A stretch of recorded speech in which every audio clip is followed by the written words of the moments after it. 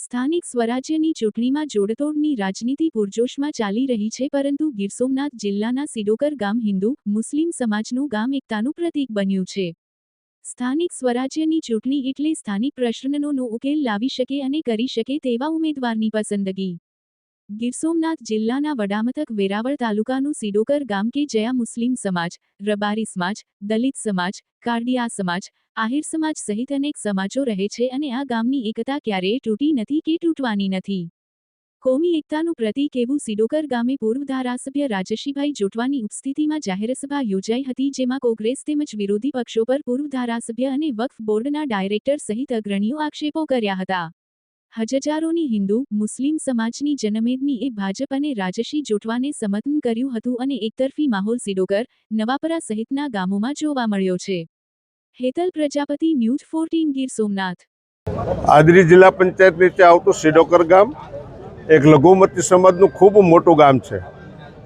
અહીં અમે મુસ્લિમ સમાજના યુવાનને એક બેનને ટિકિટ આપી છે ભારતીય જનતા પક્ષ વિના જાહેર સભા માટે મળવાનું થયું છે આપણને। ત્યારે સ્થાનિક સ્વરાજ્યની ચૂંટણી વેરાવળ એ લાગી છે ત્યાં સુધી અમારી 22 સીટો આવી છે તાલુકાની। એમાં ક્રમ 1 આદરી તાલુકાનો પણ છે ને ક્રમ 1 જિલ્લાનો પણ છે। આખા જિલ્લાનો ક્રમ 1 આદરી શરૂ થાય છે, એટલે આદરી જે શરૂ થાય ને એ છેક સુધી જળવાઈ રહી છે અને વર્ષોથી તાલુકા પંચાયત ભારતીય જનતા પક્ષની છે અને જિલ્લા પંચાયત પણ ભારતીય જનતા પક્ષની છે। કોઈ પણ કાર્યો આ વિસ્તારની અંદર અમે તાલુકા પંચાયતના માધ્યમથી સરપંચોને સાથે રાખી અને ખૂબ કામ કર્યા છે। ત્યારે અમારે મત માગવા હું છેલ્લા 8 દિવસથી ફરું છું, ક્યાંય તકલીફ પડતી નથી, ક્યારે પણ નહીં। અને લોકો હોશે ને હોશે સાથે રહીને મત આપે છે અને મત માટે એમ કહે છે। કાલે એક મારા ગામની અંદર દલિત સમાજમાં હું ગયો એટલે તમારે મને કે આવવાનું નથી। આવી હું કેમ? જો કે અમે મત આપીને તમે જીતો પછી આવજો, બાકી આજે મત માટે તો ધક્કો જ નહીં ખાવાનો। આવો એક પ્રતિભાવ જ્યારે આખા તાલુકામાંથી મળતો હોય ને ભાઈ, ત્યારે 22 તાલુકા પંચાયત છે ને એમાંથી અમે 18 થી 20 સીટો જીતીએ છીએ અને 5 જિલ્લા પંચાયત જીતવાના છે। 5 જિલ્લા પંચાયત જીતી એમાં આદરી છે ને એ મોટી લીડથી જીતીએ છીએ અને સર્વે સમાજનું મને સમર્થન છે, દરેક સમાજનું સાથે લઈને। ને આ વિસ્તારની હું વર્ષોથી સેવા કરું છું, ત્યારે ફરી પણ ભારતીય જનતા પક્ષના કાર્યકર તરીકે હું આ તાલુકાની અંદર જિલ્લા અને તાલુકા પંચાયત બને અને બધાનું સારા કામો ગામડા સુધી પહોંચે એવી જ બધા પાસે પ્રાર્થના કરું છું। મારું નામ જીશાન નકવી, હું ગુજરાત રાજ્ય વકફ બોર્ડમાં ડાયરેક્ટર તરીકે છું।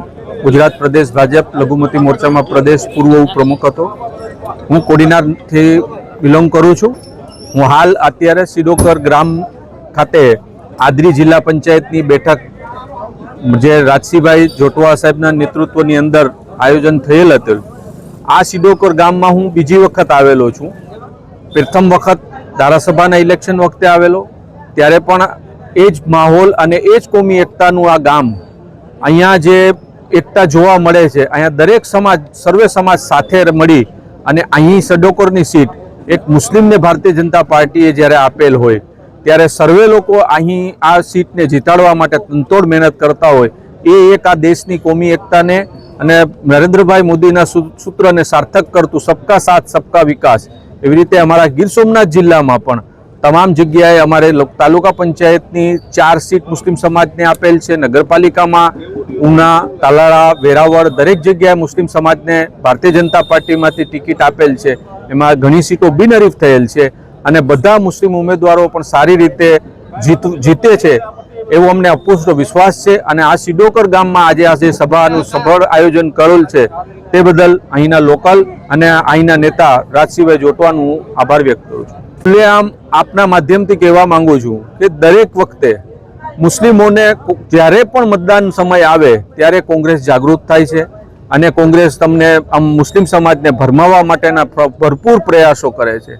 હું આજથી આપને નરેન્દ્રભાઈ જ્યારે ગુજરાતના મુખ્યમંત્રી હતા ત્યારની એક વાત કરું। સચ્ચર કમિટી નામની એક કમિટી મનમોહનસિંહજીએ બનાવેલી હતી। એનો અહેવાલ જ્યારે ગુજરાતમાં પૂછવામાં આવ્યો હતો ને ત્યારે સૌથી ભારત દેશમાં સૌથી ખુશહાલ મુસ્લિમોમાં જેનું નામ હતું એ ગુજરાતના મુસ્લિમો હતા। એટલે ખાલી ને ખાલી ભ્રમિત કરી અને કોંગ્રેસ મુસ્લિમોને દરેક ચૂંટણી ટાણે ચૂંટણીના સમય આવે એના 10 દિવસ પહેલાં જગાડે, તમે આમ થશે, ભાજપ આવશે તો આમ કરશે, આપણને દેશમાંથી કાઢી મૂકશે, આવું ડરાવી ધમકાવી અને મત કરાવવા માટેનો જ ઉપયોગ કરવામાં આવે છે. ચૂંટણી પૂરી થયા પછી એ લોકો કોઈ દિવસ પછી તમને કોઈ મદદમાં આવતા નથી.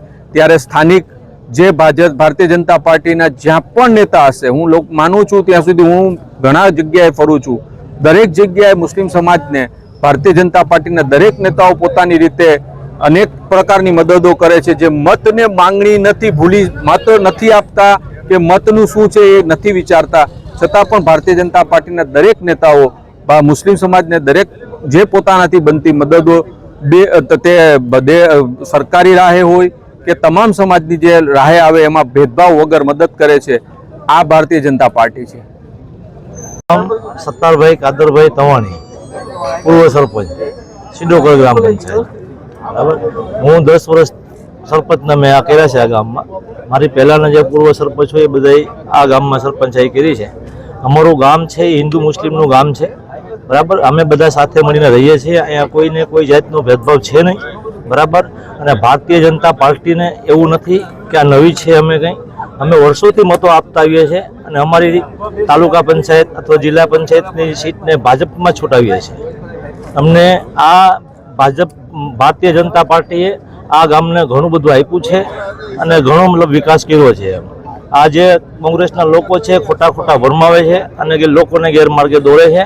બાકી અહીંયાની જે પબ્લિક છે, હિન્દુ મુસ્લિમ હોય તો બધાય દરેક લાભ લે છે. આયુષ્યમાન કાર્ડ હોય, ખેતીના કોઈ મતલબ પ્રોજેક્ટો હોય, ઉદ્યોગો હોય, દરેક પ્રકારના સિડોકર ગામડા મુસ્લિમ સમાજના બધા લાભ લે છે અને કાયમી ભાજપમાં રાજસીભાઈની પડખે ઊભા છે. આજની જાહેર સભામાં સિડોકરમાંથી દલિત સમાજ, રબારી સમાજ, મુસ્લિમ સમાજ, બાવાજી સમાજ, નવાપરામાંથી કાળિયા સમાજ, આહિર સમાજ, દરેક સમાજના લોકો છે એ બહોળી સંખ્યામાં ઉપસ્થિત રહ્યા છે અને બધાએ ખંભે ખંભો મિલાવી અને ભારતીય જનતા પાર્ટી પક્ષને ઉપરથી નરેન્દ્રભાઈ જોટવાને ભાજપમાં અને તાલુકા પંચાયતમાં અફજલભાઈ એને બહુમતીથી જીતાવવાના અમે પ્રયત્ન કરશું અને છૂટાવીને લઈ આવશું એવી અમને ઓલી છે.